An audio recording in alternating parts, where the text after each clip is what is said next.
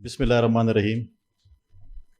جناب سلطان احمد علی صاحب، فرت اللہ بابر صاحب، اسٹیج پہ بیٹھے ہوئے میرے اس پینل کے میرے دوستوں بھائیوں، خواتین و حضرات، میڈیا کے دوستوں، السلام علیکم۔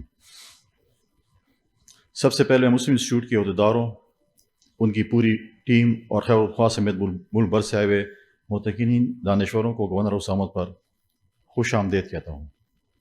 جشن آزادی پاکستان کے موقع پر اور موجود حالات کے تناظر میں پاکستان کے وہ معتبر شخصیات، شاعر مشرق، مفکر، فلسفی ڈاکٹر علامہ اقبال اور پشتو زبان کے مفکر و فلسفی اور عظیم شاعر خوشحال خٹک کے افکار و خیالات پر مبنی گورنر ہاؤس میں کانفرنس کے انعقاد پر بلا شبہ ایک بہترین اقدام ہے، جس میں مسلم انسٹیٹیوٹ کی انتظامیہ کو مبارکباد پیش کرتا ہوں۔ مسلم انسٹیٹیوٹ کی پاکستان سمیت مسلم دنیا میں اتحاد، استحکام، امن اور خوشحالی کے لیے کردار اور کاوشیں قابل تعریف ہیں۔ آج کی گورنر ہاؤس میں منعقدہ اہم نوعیت کی کانفرنس سمیت اس ادارے کے زیر اہتمام دیگر کانفرنس میں قومی اور بین الاقوامی تشویش کے امور پر غیر جانبدارانہ آزادانہ تحقیق کے لیے معاشرے کی متقنین دانشوروں اور پالیسی سازوں کو مکالمے کے لیے اکٹھا کرنا قابل تعریف اقدام ہے۔ میں امید کرتا ہوں کہ آج کی اس کانفرنس میں مقررین کی تجاویز، خیالات کو یہ ادارہ مثبت نتائج کی شکل میں دنیا بھر میں متعارف کرائے گا۔ حاضرین محفل، پشتو کے عظیم شاعر خوشحال خان خٹک اور قومی شاعر ڈاکٹر علامہ محمد اقبال کی شاعری افکار و خیالات میں منسلط پائی جاتی ہے۔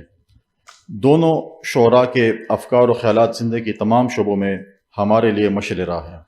شاہین علامہ اقبال کا پسندیدہ تھا۔ وہ شاہین کی صفات جیسے کہ خودداری اور غیرت سے متاثر تھے، اس طرح خوشحال خان خٹک کے طرز فکر میں بھی خودداری اور آزادی کی زندگی گزارنے پر مشتمل ہے۔ علامہ اقبال اپنے افکار کی بدولت پاکستان کے قومی شاعر قرار پائے تو خوشحال خان خٹک پشتو زبان کے عظیم شاعر ٹھہرے۔ خواتین و حضرات، علامہ اقبال نے اپنی شاعری کے ذریعے مسلمان قوم میں فکری انقلاب پیدا کیا اور ہندوستان کے انگریزوں سے آزادی دلانے کے لیے قوم میں تڑپ پیدا کی، تو دوسری طرف خوشحال خان خٹک نے اپنی شاعری کے ذریعے جمع مردی سے زندگی گزارنے کی نئی حرارت بخشی۔ ہر عہد اور علاقے کا انسان خوشحال خان خٹک اور ڈاکٹر علامہ محمد اقبال کی شاعری و فلسفہ حیات سے استفادہ کر رہا ہے۔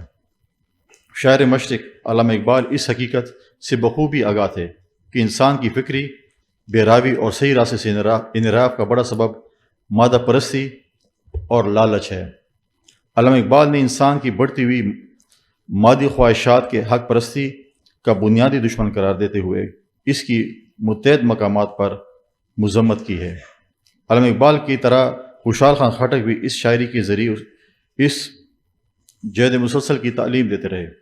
نوجوان نسل کو علامہ اقبال کا شاہین اور خوشحال خان خٹک کا باز بن کر تمام برائیوں کا خاتمہ کرنے کا عہد کر کے دنیا کو سنوارنے کی کوشش کرنی چاہیے، کیونکہ ان نوجوانوں نے ہی مستقبل میں اس کی باغ دوڑ سنبھالنی ہے۔ معزز حاضرین، عصر حاضر میں ہمارا بڑا المیہ یہ ہے کہ خود انحصاری اور خودداری کی دولت سے محروم ہیں۔